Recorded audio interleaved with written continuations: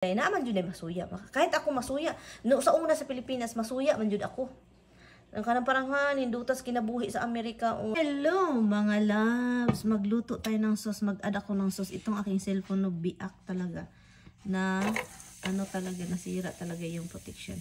So, real talk po tayo no. Alam ko naman na pinakita ko sa inyo sa vlog na ako yung naglilinis, and of course si Mr. hindi na yun maglilinis mga loves. Oy, hindi naman gawain ng lalaki no, sa mag-asawa na siya lahat gumawa.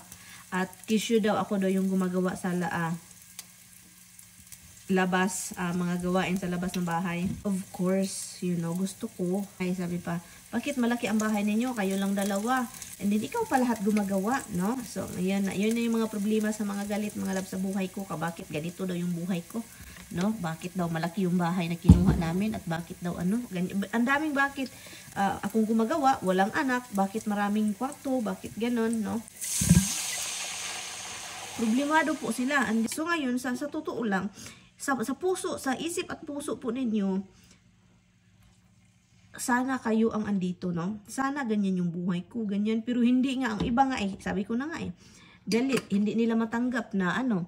Sabi pa nila, hindi daw nila kayang tumira dito at iiwan daw nila yung buhay na ito dahil walang anak. And then iniwan daw ako ng asawa palagi. And then ang layo-layo ng kapitbahay, ako pa lahat gumagawa. Sabi pa, aalis daw sila. Iiwan daw nila ng ganitong buhay at babalik sa Pinas. Can you imagine? Ang hindi ko magits po ay magsasabi na uuwi ng Pilipinas. Real talk po, wala na akong pakialam kung anong sasabihin. Kung anong sasabihin ninyo, magsasabi na naman kayo, wow, ang hambog naman ito, di ba? So, ganitong buhay, hindi naman karanyaan, no? Hindi naman kami mayaman. Yes, meron akong lupa, bahay, ito, meron ako ditong property. At bakit iiwan ko? Bakit magpunta ako uuwi sa Pilipinas, iiwan ko dahil wala akong trabaho? Dahil ginawa akong para ako lang lahat gumagawa. At palagi akong iniiwan ni Mr. daw, wala daw, hindi daw palaging andito, parang late daw, parang may something, no? Po alam kung gustong gusto ninyo ito, hindi ninyo kayang iwan. Kung hindi niyo mahal yung isang tao, of course aalis kayo, no? Maghanap kayo ng mga maging masaya kayo. Pero for sure, kung meron kayong property at mabait yung asawa mo at mahal na mahal ninyo yung isa't isa, bakit lalayasan mo? Dahil walang trabaho at sobrang boring ang buhay at ako lahat gumagawa, bakit naman iiwan? So sa buong buhay ko, ngayon lang ako nakarinig na ano, may ganito yung buhay and iniiwan dahil walang trabaho at boring ang aking lahat, no? At malayo doon sa kapitbahay at hindi ako kasama ni Tami palagi. So doon ako so bakit naman parang alam kong gustong-gusto, maraming hindi ako mayaman, pero for sure merong tao dyan o yung mga galit sa akin na gusto nila itong buhay na ito.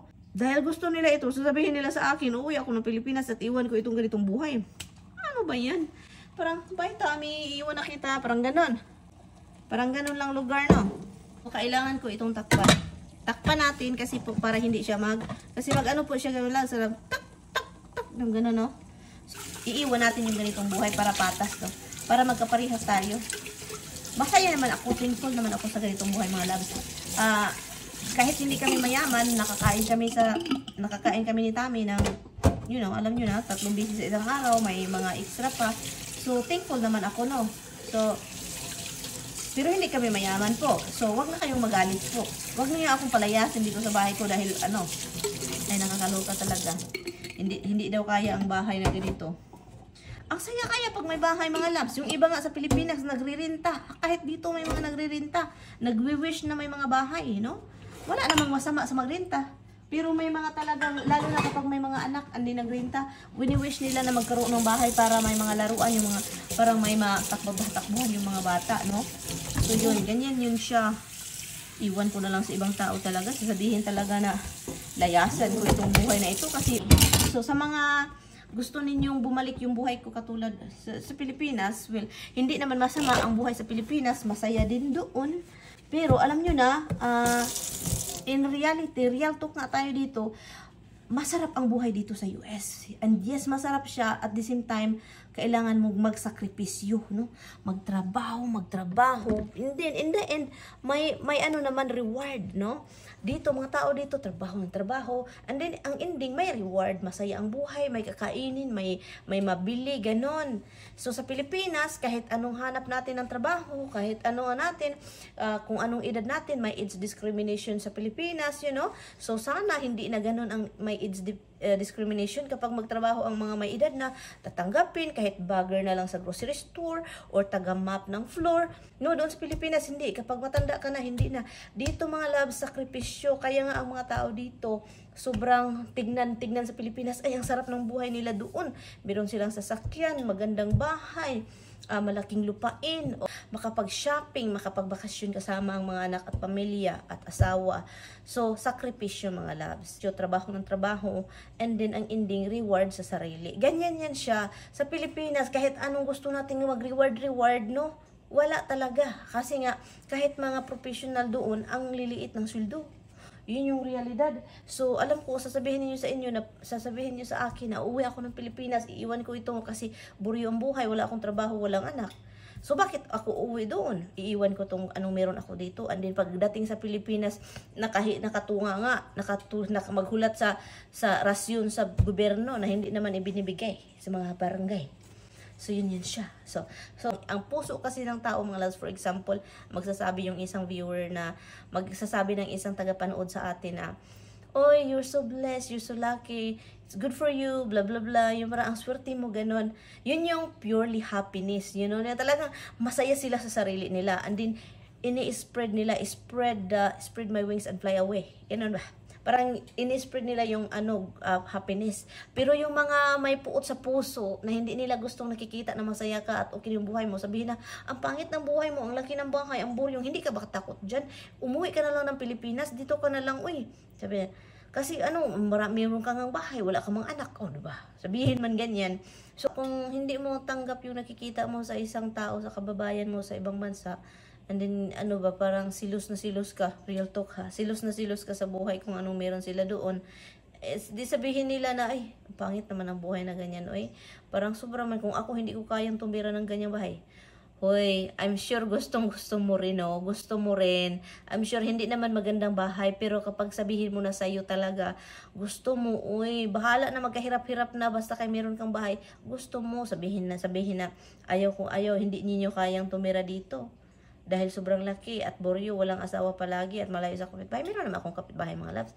Hindi lang sobrang dikit-dikit, no? As in, merong kapitbahay. Makikita ako, matawagan ko kung gusto ko. Pero hindi dikit-dikit. Ang iba mang good suya kayo. Masuya, magbisaya ko ha. Masuya, gid kayo iba. Kaya maka-express kong bisaya ba?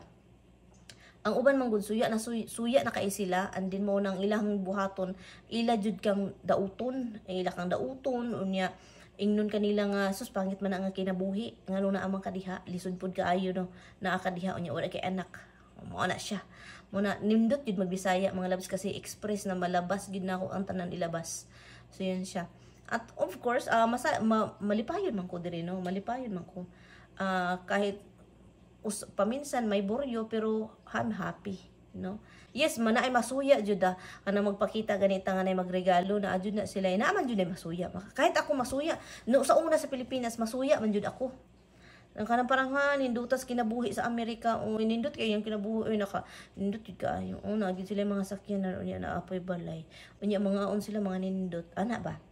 Purang makuanta ba murag maluoy ta sa atong kaugalingon para maawa tayo sa ating sarili ba nakatingin tayo. No, ganyan oy. Really, lahat ng tao may ganyang feeling, no? Lahat ng tao may ganyang feeling. Pero ang iba is ilalabas talaga parang lahi na ang ilang nagawas ng baba, no? Parang gustuhin nila na ganyan din yung buhay ng mga nakikita nila na magkahirap-hirap din sa buhay. Ganyan yung totoo. Real talk tayo. Kayo, kontento, no? Kung nasa Pilipinas, kung meron kayong makain, kontento na sa buhay, mga loves. Basta kayo makita yung mag-asawa and then may makain sa mga anak, may pampaaral, kontento na dapat, no? So yun, baka lang maglisod ko mayo pa, magbisaya na lang ko, no? Kay nindot kayong bisaya, oy. Kay kanang bisaya man jud akong language, no, dialect, no, pero nindot jud kaayo magilugwa-lugwa ning atong mga tinaguang mga bisaya. Di ba?